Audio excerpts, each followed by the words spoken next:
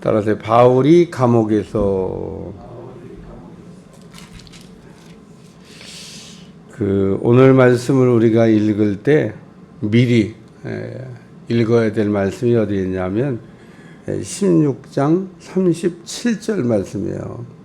16장 37절 다 같이 읽어봐요. 시작.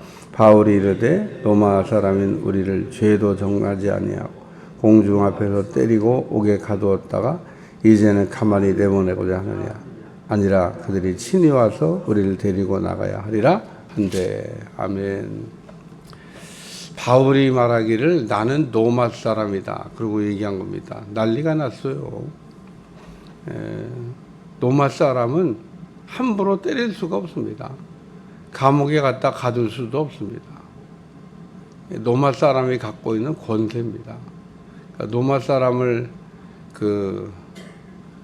감옥에 가두기 위해서는 반드시 재판을 해야 돼요. 지금 오늘 보면 재판도 안 하고 일단 때리고 보자. 그래서 바울이 로마 사람인 줄 모르고 그랬겠죠. 왜 바울이 그러면 로마 사람이다 그러지 바보같이 이렇게 얻어맞고 감옥 가고 그랬냐 라고 하는 게 이제 물음표인 거예요. 바울이 자기가 로마 시민인데 로마 시민이라고 하면 되는데 그러면은 재판을 해야 돼요. 그래서 그런 절차를 거쳐야 되는데 로마 사람인 줄 몰랐으니까 그냥 절차 없이 막 그냥 일단 때리고 그리고 가두고 이런 일이 지금 일어났던 겁니다. 근데 왜 이런 일이 일어났냐? 저 많은 귀신 들린 여종을 고쳐줬기 때문에 그렇습니다. 바울이 뭐 금방 고쳤냐? 금방 고친 거 아니에요. 여러 날 심히 괴로워하다가 바울이 저만한 귀신에게 내가 예수 이름으로 명하노니 나오라 그랬더니 귀신이 떠나갔어요. 그러니까 바울이 귀신을 쫓을 줄 몰라서 안 쫓았던 것도 아니고 또 이 귀신을 이게 쫓아줌으로 바울이 지금 심하게 얻어맞고 감옥도 가고 뭐 그랬다 그런 얘기입니다. 근데 바울이 감옥에서 뭘 했냐면 억울하잖아요. 억울하게 감옥에 들어가서 바울이 했던 일은 기도와 찬송입니다. 일단 시큰 얻어맞고 감옥에 갔다가 가뒀는데 바울 일행을 일반 무슨 잡범으로 지금 취급한 게 아니에요. 아주 중죄인으로 다룬 겁니다. 그냥 착고에 채워 착고에. 착고라고 하는 거는 이렇게 쇠사슬로 이렇게 막 묶는 겁니다. 수갑 채우듯이. 일반 그냥 뭐 가벼운 경범죄 저지르는 사람은 갖다 가두죠. 때리는 것도 안 때립니다. 그냥 갖다 가둬놨다가 벌금 뭐 물거나 뭐 그러면은 또 혹은 뭐 별거 아니에요. 훈방 조치. 다음부터 그러지 마라. 그리고 훈방 조치. 뭐 그렇게 하는데 지금 바울은 자기가 나 로마 시민이야.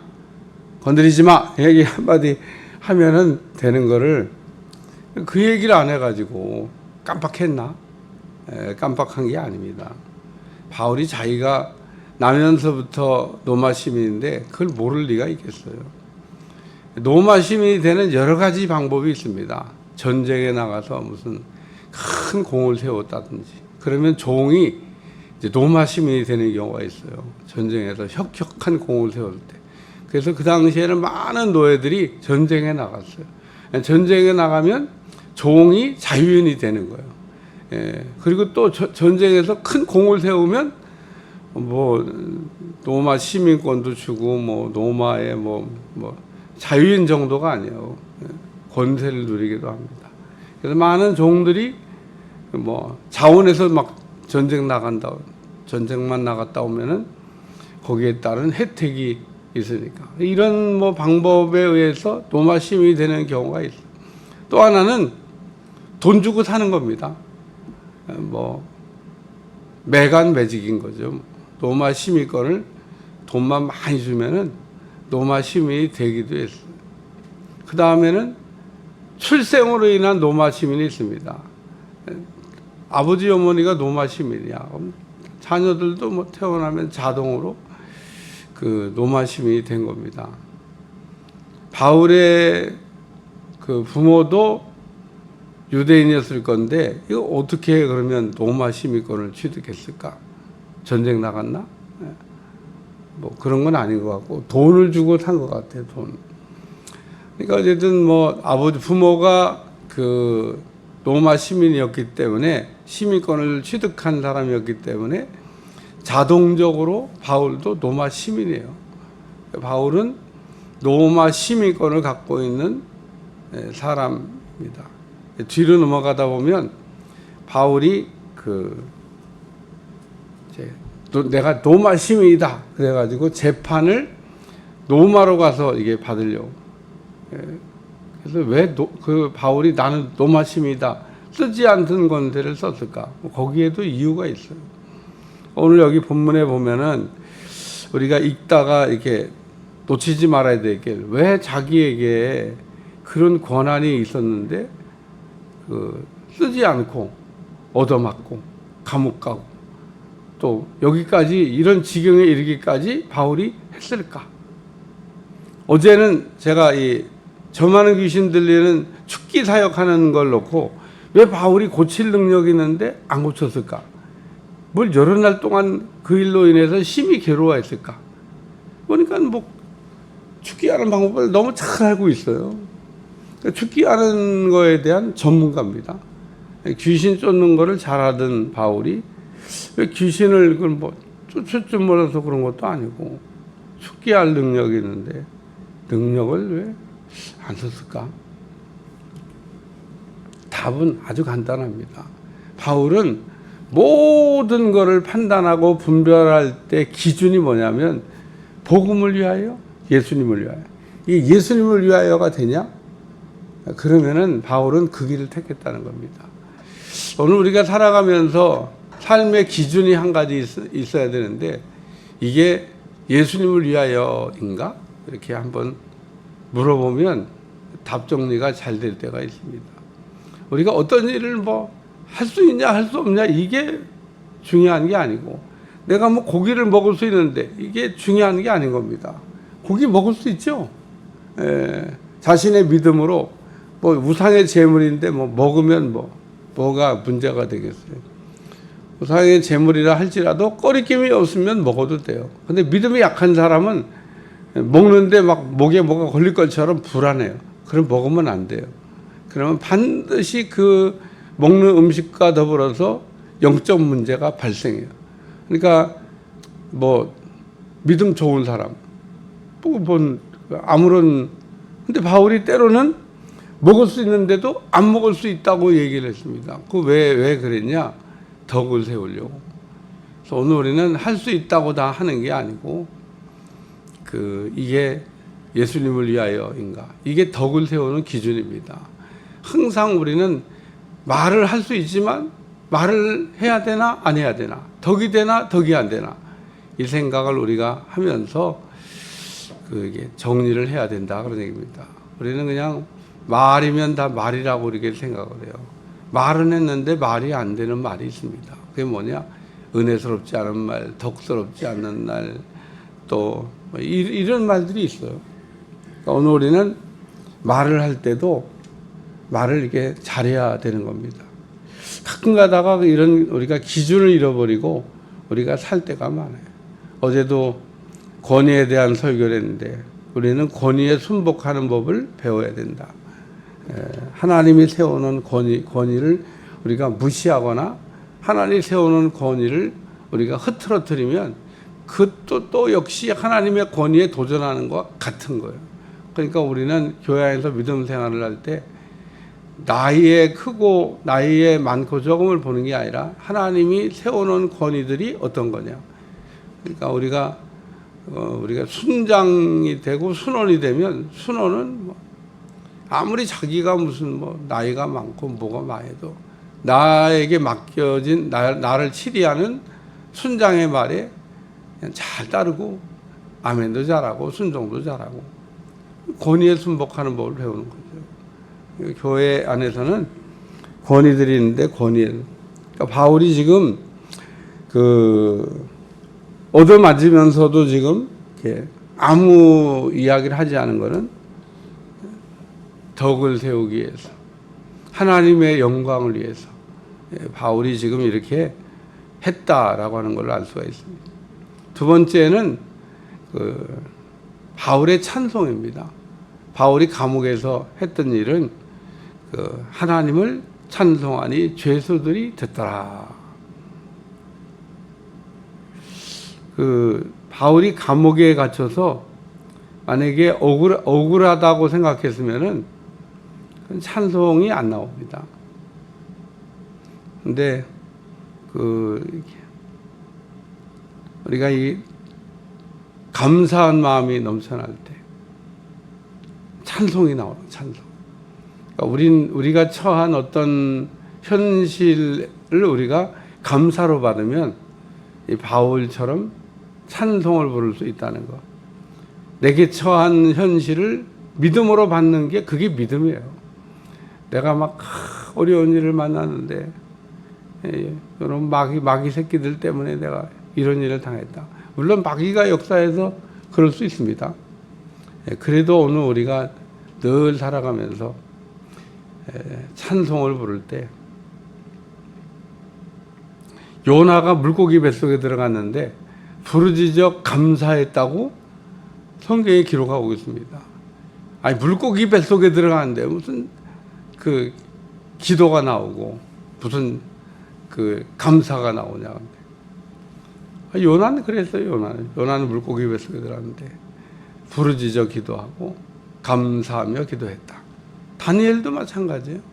다니엘도 창문 열어놓고 앞으로 30일 동안 계속 기도하면 사자굴에 들어간다는 왕의 조서가 반포된 거를 다니엘이 알았습니다.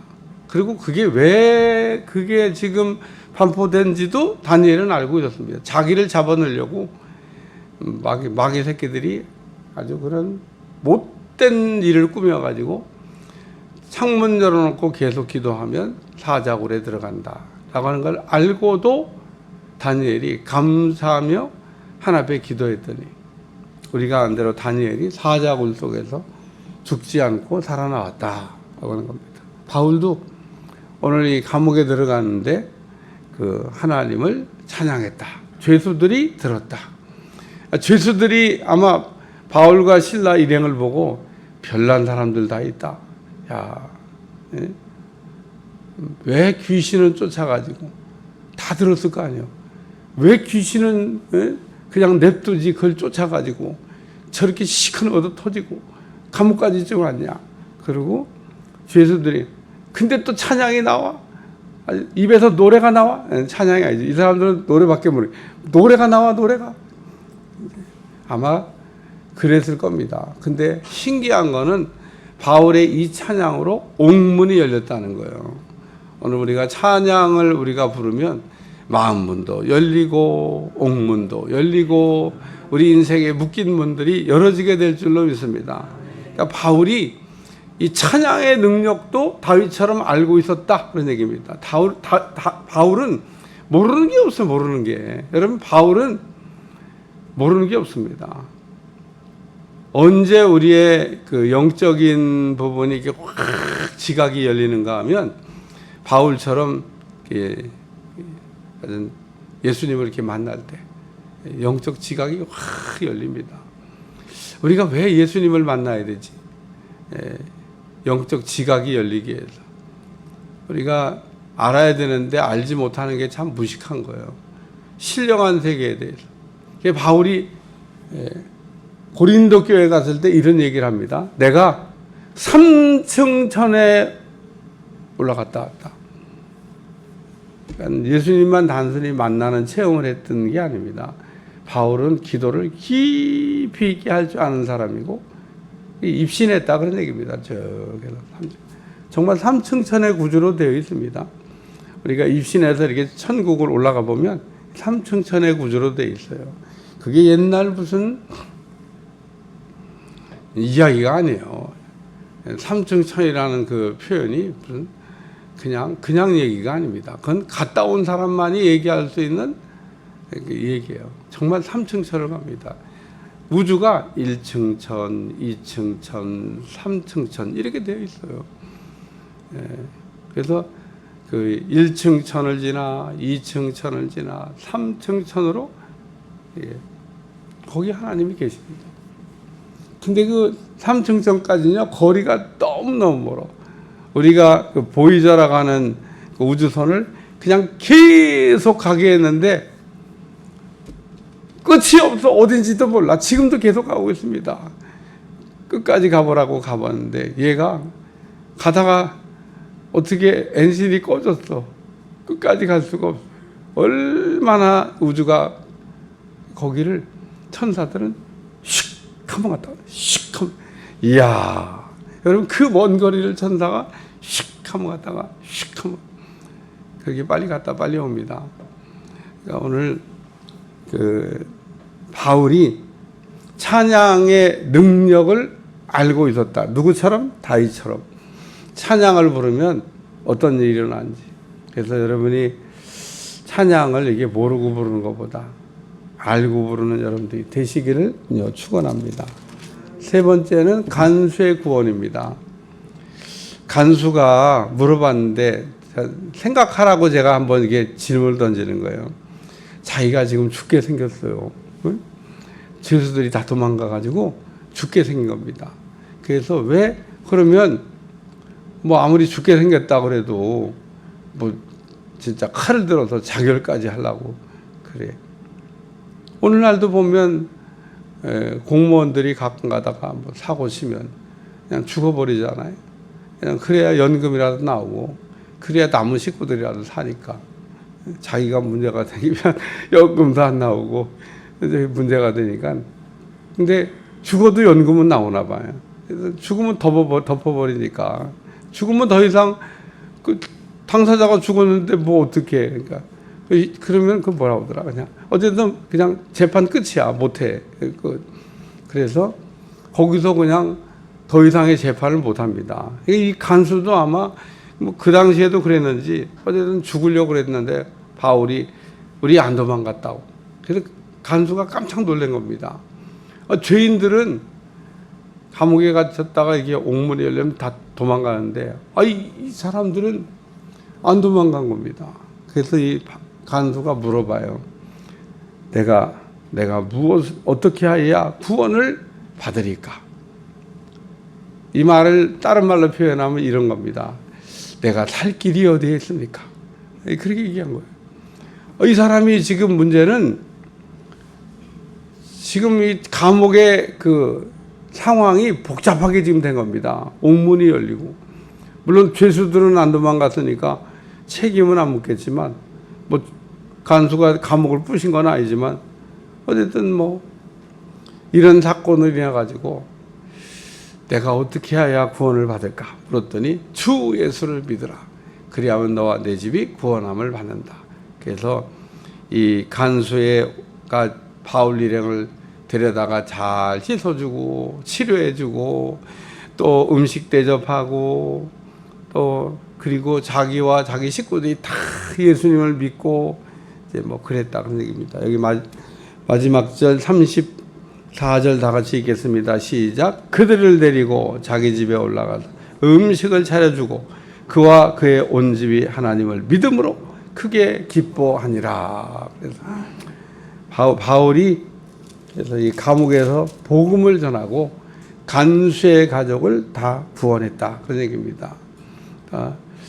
바울이 이게 얻어맞을 때는 그리고 억울하게 감옥 갈 때는 좀 이렇게 그랬겠지만 근데 이 일로 인하여 하나님이 영광을 이렇게 주셨다 그런 얘기인 겁니다. 왜? 바울의 모든 삶의 목적은 오직 영혼 구원인데 바울이 감옥에 가는 사건을 통해서 간수의 가정을 건져냈으니까 바울이 뭐 얼마나 기뻤을까. 예? 바울이 무슨 뭐 저만한 귀신 고쳐져 가지고 얻어맞고 감옥 가는 거는 뭐 별 문제가 안 됩니다. 간수가 구원을 받았으니까, 간수의 가족이 구원받았으니까 그래서 바울은 빌립보에서 감옥에 갇힌 사건이 있는데 감옥에서 찬송을 불렀더니 영혼 구원의 놀라운 역사가 일어났다. 그런 얘기입니다. 그러니까 오늘 하나님이 어쩌면 간수를 이게 구원하기 위해서 이런 놀라운 역사를 이루어 가셨다라고 하는 것을 우리가 볼 수도 있습니다. 일단 사도행전 16장에 바울은 저 많은 귀신 들린 사건으로 인해서 어려움을 겪었는데 오히려 그 어려운 사건을 통해서 더 잘 되는 더 좋은 결과가 일어나는 역사가 일어났다라고 하는 말씀입니다. 오늘도 우리의 삶에 일어나는 현실을 감사로 받을 수 있기를 주님 축원합니다. 기도하겠습니다. 하나님, 오늘도 우리가 우리에게 처한 여러 가지 현실들을 감사로 받게 하시고 하나님의 영광을 위하여 사는 종들이 될 수 있도록 축복해 주옵소서. 예수님의 이름으로 간절히 기도하옵나이다. 아멘.